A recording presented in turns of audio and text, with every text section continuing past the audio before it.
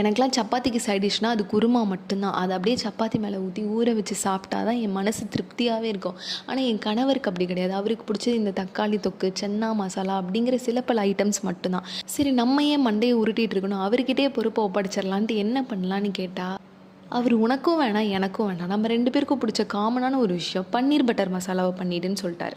சரி பன்னீர் பட்டர் மசாலா தானே மண்டையை ஆட்டிட்டு வந்துட்டேன். இப்போ தான் இருக்குது பெரிய ட்விஸ்ட்டு. ஏன்னா பன்னீர் பட்டர் மசாலா செய்கிறதுக்கு ஃபஸ்ட்டு ஸ்டெப்பே பன்னீர் எடுக்கணும். சரின்னு இன்ஸ்டாமார்ட்டில் பால் போடலான்னு பார்த்தா நமக்கு தெரிஞ்ச இந்த ஆவின் ஆரோக்கியன்னு எந்த பிராண்ட்லேயுமே பாலே இல்லை. அப்புறம் கடைசியாக ஒரு ஒளி வந்த மாதிரி அமுல் பால் இருந்துச்சு. சரி அமுலில் ஐஸ்கிரீமே நல்லாயிருக்கும், பால்லாம் சூப்பராக இருக்கும்னு சொல்லி நான் போட்டுட்டேன். வீட்டுக்கு வந்து பார்த்தா தான் தெரியுது, நான் ஒழுங்காகவே பார்க்காம 90 days கெட்டு போகாமல் இருக்கும்ல ஒரு பால், இல்லை அந்த பாலை போட்டுட்டேன். என்னதான் அது ஒரு பாலோட கேட்டகரியில் இருந்தாலும் நம்ம மனசு கேட்காது. ஏன்னா நமக்கு இன்றைக்கி வாங்கினா நாளைக்கு ஈவினிங்குள்ளே பாலை முடிச்சிடணும். வேறு வழி இல்லாமல் பன்னீர் எடுத்து பன்னீர் பட்டர் மசாலா செஞ்சு அதை சாப்பிட்டு பாத்திரத்தை கழுவி முடிக்கிற வரைக்கும் இதனால் ஏதாவது ஆகுமோன்ட்டு என் மண்டையில் ஒரே திங்கிங்காக தான் இருந்தது.